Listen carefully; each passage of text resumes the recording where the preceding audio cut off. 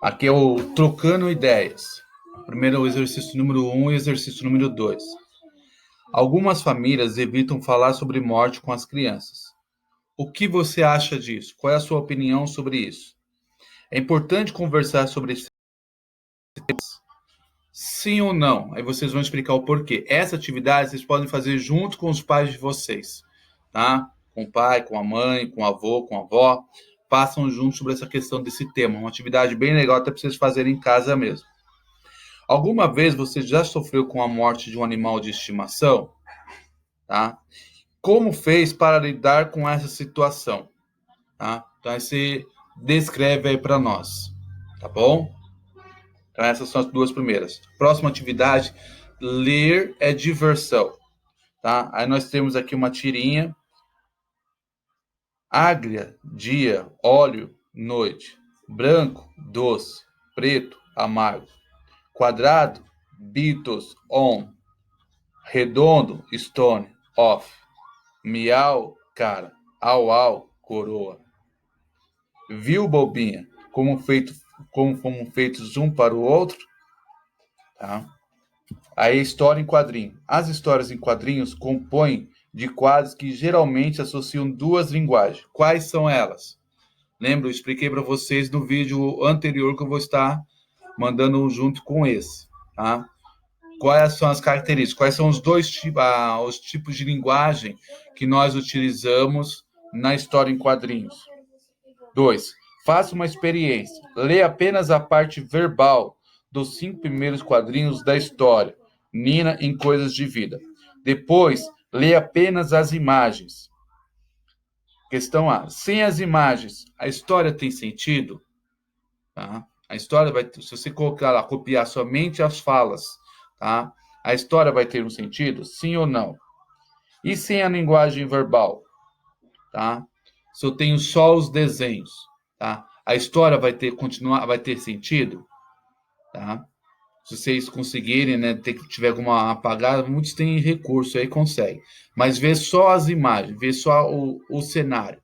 Eu olhando os desenhos, né, olhando o desenho aqui, eu consigo perceber o sentido da história? Mas lá é no caso de Nina. C. Qual é o papel dessas duas linguagens nessa história em quadrinhos? Tá? Lembra as duas linguagens, hein? Tá? Eu vou ter a linguagem, tá? Vocês vão responder aí. Uma já está até respondida aqui já tem, né? Eu tenho a linguagem verbal, qual que é a outra linguagem? Expliquei para vocês.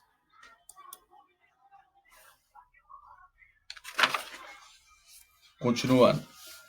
3. O formato mais comum e tradicional dos quadrinhos é o retângulo, delimitado por linhas retas que servem para separá-los. Considerando o que você conhece sobre histórias em quadrinhos, responda. Existe um número padrão para a quantidade de quadrinhos de uma história? Uma história precisa ter um número padrão de quadrinhos? Só é história em quadrinhos se tiver 10 quadrinhos, 20 quadrinhos.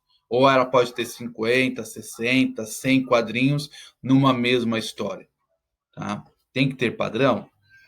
Lembrando, o retângulo é o mais tradicional, tá? Mas não é a única forma de você fazer os quadrinhos. Você pode fazer o quadrinho utilizando outras formas geométricas ou sem as formas geométricas mesmo.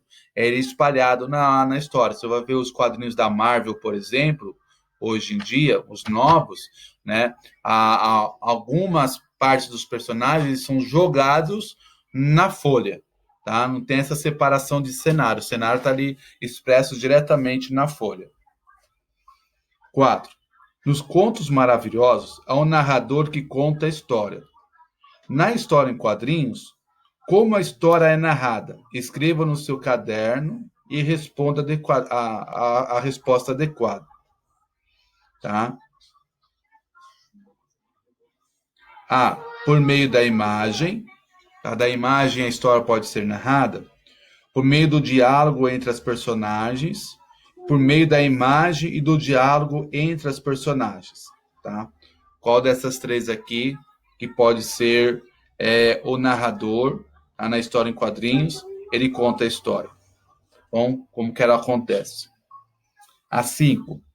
Uma história em quadrinhos conta, conforme seu nome diz, uma história. É, portanto, uma narrativa que envolve fatos, personagens, tempo e espaço. Os fatos se organizam em sequência, numa relação de causa e efeito.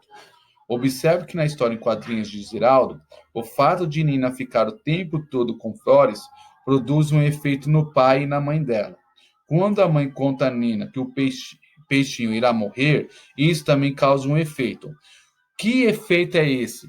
O primeiro efeito na Nina. Qual é o efeito que causa nela? Tá? O que acontece? Esse efeito é o esperado pela mãe de Nina? Sim ou não? Por quê? Tá bom? Então, quando a mãe conta, tem dois efeitos, tá? Tem o primeiro lá e o segundo. Esses efeitos são esperados pela mãe? A questão 6.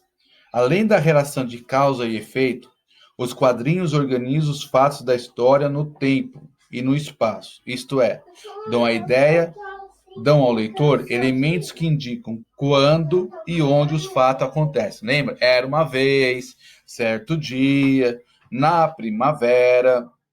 Em que lugar ocorre, né, quando o lugar, o espaço, né, em que lugar ocorre a história de Ziraldo? A história de Ziraldo está acontecendo onde ali? Na escola, na casa, num parque, no mercado? Onde ocorre essa história de Ziraldo com a Nina? Onde ela está ocorrendo? E quais são os cenários que ele utiliza ali? Tá? Que elementos do texto e da imagem permite afirmar que essa história acontece durante o dia? Aí o dia aqui é a questão do tempo, tá? Que é quando, se é de dia, se é de noite, daí dá uma ideia de tempo. E onde que ela acontece. Bom, questão 7. As personagens das histórias em quadrinhos costumam apresentar características bem definidas. Assim, por exemplo, a personagem Mônica de Maurício de Souza é muito forte. O Cascão não gosta de água. O menino maluquinho de Ziraldo é esperto e surpreendente e bagunceiro. Essas características são geralmente apresentadas ao leitor, pela ação das personagens. Deixa eu ver se eu abreviei aqui. Ou por comentários de outros personagens sobre elas. Na história em quadrinhos lida, quais são as características de Nina? Lembra? Teve uma atividade que a gente fez. Tá? Eu acho que é lá na primeira atividade, lá no último exercício, tem 3 ali que dá para ser as características de Nina aqui. Como que é a característica de Nina? Tá? Era uma menina triste, uma menina fraca, forte, uma menina alegre, né? Como que é essas características? Aí você tem as características, você pode ter as características da personalidade, tá? Que é isso, alegre, triste, feliz, sorridente, e as características físicas também. Baixinha, branca, morena, cabelo comprido, crespo, liso, loiro, tá? E assim vai. Então, essas daí são as características. Então, quais são as características de Nina? Que nem o Cebolinha tem como característica falar helado. Ele fala helado toda hora, fica falando helado. Então, é complicado. Então, isso é uma característica do Cebolinha. Uma característica da psicológica dele. Aí você tem a característica física. Como é que é o Cebolinha? Um cabeção que tem apenas 3 fios de cabelo. Né? Isso é uma outra característica. A roupa que ele veste é uma característica. Né? Sempre o short verde, a camisa eu não lembro a cor agora. Mas sempre tem a característica. O Cascão é a mesma coisa. Toda a camisa parecendo a roupa do Chaves. A Mônica só veste vermelho. Tá bom? A Magali só veste amarelo. Qual é a característica da Magali? Come tudo, fominha. Não é isso? Então, isso são características. Então, da Nina, qual é a característica dela? Tá? Você pode falar a física e a psicológica dela também. Exercício 8. O balão é um elemento. Vamos lá. O balão é um elemento característico dos quadrinhos. Consiste em um espaço contornado por um traço, que parte quase sempre da boca das personagens no qual aparece a fala ou o pensamento delas, como é geralmente a letra usada no balão. Tá? Então, o balão, ele sempre vai representar a fala dos personagens. A maioria dos balões representam as falas dos personagens e a maioria parece uma nuvem, mas você tem outras formas de balão para representar a fala. Tá? Eu vou preparar um vídeo explicando as características da história em quadrinhos. Tá? Eu vou preparar e já até quinta-feira eu mando para vocês, tá bom? Mas vamos lá. O balão aqui representando a fala. Geralmente, a letra usada no balão é uma letra cursiva, né? É uma letra de forma ou é uma letra de mão? Qual é a letra que é utilizada? Aquela letra que você escreve, né? Ou é uma letra de mão, tá? De forma, uma letra cursiva. É isso que vocês vão colocar aí. A questão 9. Em Nina, em Coisas da Vida, há uma palavra que procura imitar aproximadamente na escrita certos sons e ruídos. Essa palavra é chamada de onomatopeia, que som a palavra buá reproduz. Então, onomatopeia é uma outra figura de linguagem. Nós vimos o eufemismo, agora a onomatopeia. Tá? É uma outra figura de linguagem. A onomatopeia, o objetivo dela é representar os sons, que nem o bater na porta, toque, toque, né? Ele vai representar isso, quando você escreve toque, toque, isso é uma onomatopeia. Você representa o som do assobio, a pessoa assobiando, né? Quando você escreve esse som, ou a pessoa andando, praft, praft, praft, isso são onomatopeias. Tá? Ela é utilizada como um recurso nas histórias em quadrinhos para representar os sons, para representar os movimentos, a porta batendo, pô, é uma bomba explodindo, pô, tá? Isso são as letrinhas que estão ali, são onomatopeias, porque elas representam o som. Na palavra buá, que som que ela reproduz? O que ela quer dizer? Que Nina está o quê? Está rindo, está chorando, caiu, bateu, o que aconteceu? Bom, 10. Leia o box. As interjeições. Depois, identifique outra interjeição na história, em quadrinhos de Ziraldo. Indique o estado emocional que ela produz. Então, as interjeições, elas são o quê? Então, além da onomatopeia, os quadrinhos apresentam muitas palavras e expressões que traduzem emoções. Então, a função da interjeição é trabalhar o quê? Os sentimentos, é trabalhar as emoções, tá? Viva! Ela sempre vai ter, no final dela, o sinal de exclamação, tá? Que é uma barrinha em pé e o pinguinho embaixo. As interjeições sempre vão ter os sinais de exclamação no final dela. Então, eu sempre vou responder uma emoção de alegria, de tristeza, de dor, de frustração. Ai, meu Deus! Tá? Essa é a função das interjeições. Então, vocês vão identificar dentro da história as interjeições que aparecem lá, tá? Essa é a primeira coisa que está pedindo na 10. E qual é o estado emocional que ela traduz? Ela traduz alegria, ela traduz tristeza, ela traduz ansiedade, desespero, medo, tá? Quais são os sinais? O que elas significam ali? O que essas interjeições significam? Tá bom? Questão 11. As personagens da história em quadrinhos costumam usar linguagem informal, isto é, bem parecida com a que empregamos no dia a dia.